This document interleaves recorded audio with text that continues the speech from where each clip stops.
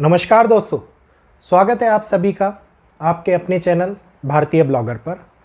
इस चैनल के ऊपर आप लोगों को सुबह के समय में ऐसी ऐसी न्यूज़ और हमारे ग्रहिक पुराणों, मंदिरों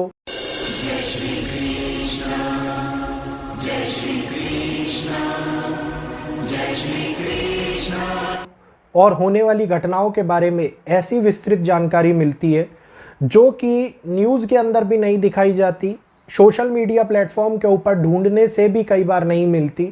इस प्रकार की जानकारी मैं आप लोगों के पास में रिसर्च करके, खोज के, ग्रहों की स्थिति का आकलन करके लेके आता हूं।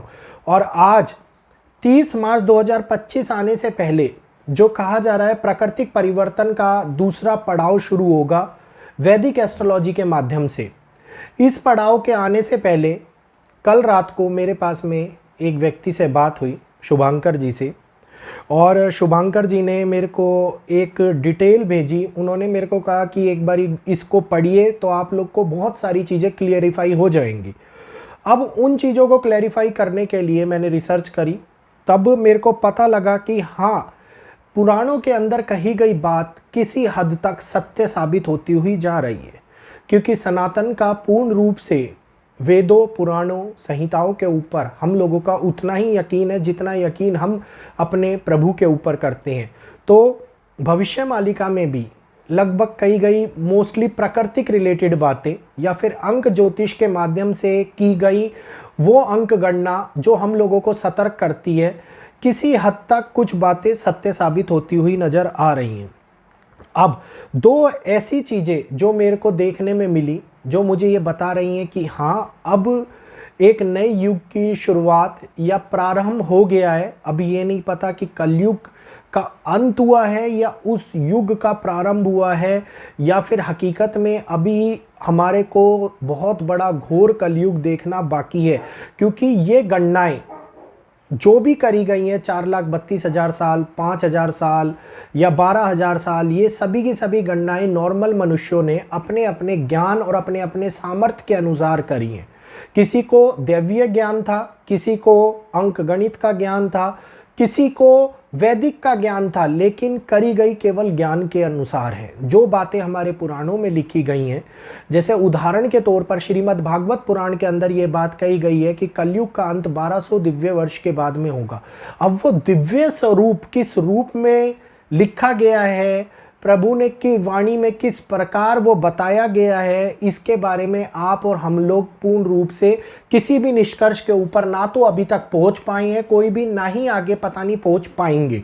क्योंकि जब रामायण काल की अगर मैं बात करता हूं तो रामायण में जब श्री राम अपने शरीर को त्याग कर रहे थे, उस समय के ऊपर, इस धरती को त्याग कर रहे थे, उस समय के ऊपर उन्होंने जो मुद्रिका एक दरार के अंदर डाली थी, जब हनुमान जी को वो मुद्रिका लाने के लिए बोला गया तो वो मुद्रिका लेने के लिए गए तो उन्होंने देखा कि वहाँ पे एक समांतर बहुत सारी मुद्रिकाएं पड़ी हुई हैं। तो उसमें रामायण में इस पर्व के अंदर ये जिक्र किया गया है कि वहाँ पे ये बात बोली गई हनुमान जी को ज्ञान देने के लिए कि इसमें से कौन सी मुद्रिका मेरे प्रभु की है, मैं पहचान नहीं पा रहा हूँ। जब हनुमान जी भ्रमित हो गए थे तब ये बात उनके सामने आई कि ये सारी की सारी मुद्रिका ही प्रभु की हैं।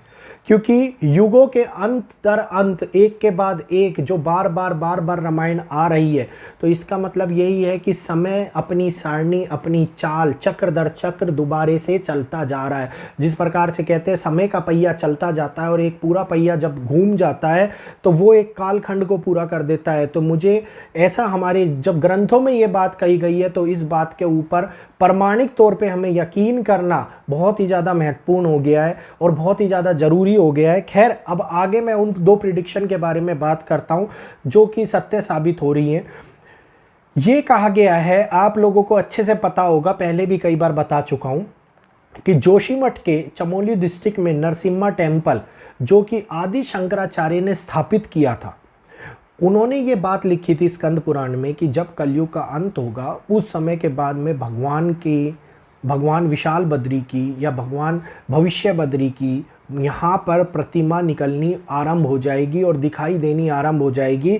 और वहीं पर जो नरसिंह भगवान का हाथ है, वो कलाई है जो वो पतली होती चली जाएगी और एक इतना बड़ा भूकंप उसके बाद आएगा कि वो कलाई टूटकर अलग हो जाएगी, जिस कारण से सारी जगह धंसने लग जाएंगी और सब कुछ नष्ट हो जाएगा और भगवान बद्रीनाथ जाने का रास्ता बंद हो जाएगा। अभी जो चारधाम यात्रा के अंदर बाधाएं आई, आप लोगों ने देखा होगा कि बार बार लैंडस्लाइड होने के कारण रास्ते बाधित हो रहे हैं।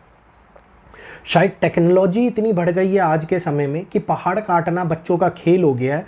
अगर मैं इसी पहाड़ काटने की बात को आज से 50 साल या 100 साल पहले करता तो लोगों के लिए पहाड़ काटना बहुत बड़ी बात हो गई होती। लोग पहाड़ नहीं काट पाते और ये बात हकीकत में सत्य है कि पहाड़ काटा नहीं जा सकता। लेकिन आजकल टेक्नोलॉजी इतनी बढ़ गई है कि प्रकृति क्या, वो मनुष्य क्या, इंसान हर जगह के ऊपर पहुंच रहा है।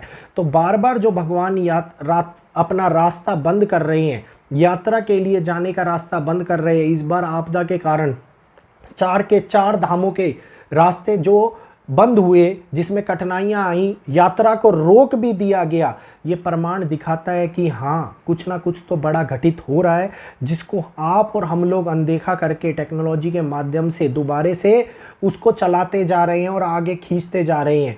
तो जो जोशीमठ है वो बहुत तेज़ी से धंस रहा है, इसके धंसने की बात भी कही गई है और ये इतना तेज़ी से धंस रहा है कि कई लोगों का ये मानना है कि अब एक नए युग की शुरुआत का प्रारंभ हो चुका है, एक नए युग की शुरुआत हो चुकी है। और इसके तेज़ी से धंसने के कारण हमारे सामने आने वाले जो नए भविष्य बदरी हैं, उनकी प्रतिमा के अंदर मुख, चारों हाथ, उनके पैर उस काली शिला के अंदर दिखाई देने लग गए हैं। मैंने वो वीडियो आप लोगों को दिखाया भी था और वो फोटो भी दिखाया था कि किस प्रकार से दिखाई दे रहे हैं।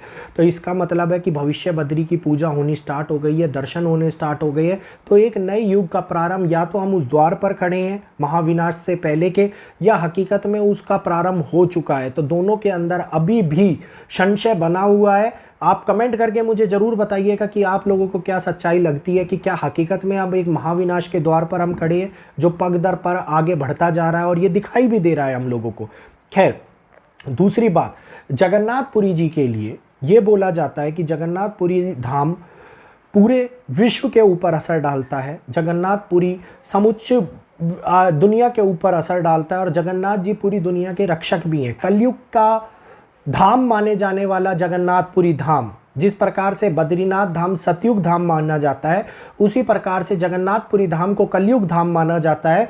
तो कलयुग धाम के अंदर बार बार आसमान का लाल हो जाना, जगन्नाथपुरी धाम के कल्प वृक्ष का टूटना, अब जब मतलब वहाँ पे पुरी के अंदर जो कल्प वृक्ष है उसका टूट जाना, और जगन्नाथपुरी धाम के पताके के अंदर आग लग जाना। और यहीं पर नहीं, अभी पिछली रथ यात्रा के समय पर आपको पता होगा भी रिसेंटली कि पताका बदला ही नहीं गया और ये बात बोली गई थी, प्रभु ने कहा था कि जिस दिन मेरा झंडा नहीं बदला जाएगा उस दिन मैं पुरी को छोड़कर, जगन्नाथपुरी धाम को छोड़कर चला जाऊंगा।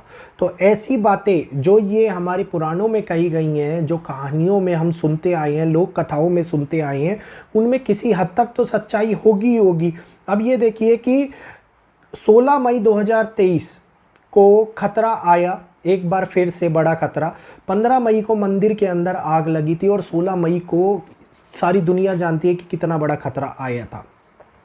अब दोबारे से जो ये आग लगी, इसके बाद में अभी रथ यात्रा के टाइम में बलभद्र जी मुंह के बल गिर गए। पिछली बार झुके थे, इस बार बलभद्र जी गिर ही गए, जिसके कारण सेवकों को चोट भी आई और उन सेवकों को हॉस्पिटल भी पहुंचाया गया।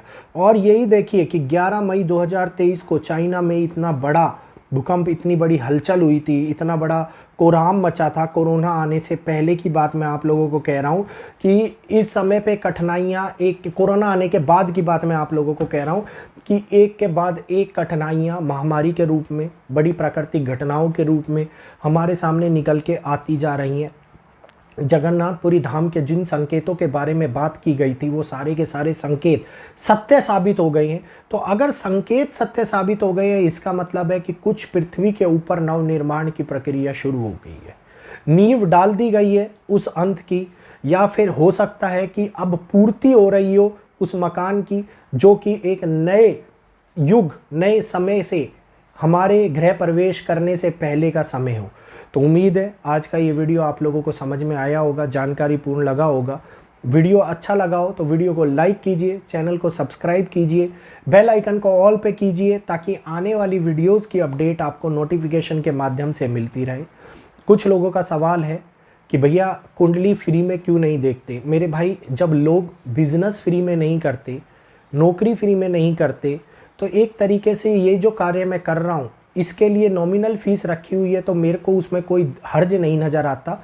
और बहुत डिस्काउंट प्राइस जो आज की डेट में आप एक रेहड़ी पे खड़े होके खाने पे खर्च कर देते हैं, अगर अपनी ग्राहक स्थिति जानने के लिए खर्च कर रहे हैं तो मुझे इसमें कोई गलत नज़र नहीं आता। तो जिन लोगों को कुंडली विश्लेषण कराना है, आप कुंडली विश्लेषण के लिए नीचे चल रहे नंबर के ऊपर व्हाट्सएप मैसेज करके अपना नाम, डेट ऑफ बर्थ, जन्म का समय और जन्म का स्थान भेजकर कुंडली विश्लेषण करा सकते हैं। पेड अपॉइंटमेंट होगा, फ्री ऑफ कॉस्ट नहीं होगा, इस बात का ध्यान रखिएगा। यूट्यूब पर जब मैं बताता हूं तो वो फ्री ऑफ कॉस्ट बताता हूं और जो पर्सनल अपॉइंटमेंट है वो पेड होता है। तो आज के लिए इतना ही। जय श्री कृष्णा, जय माता दी।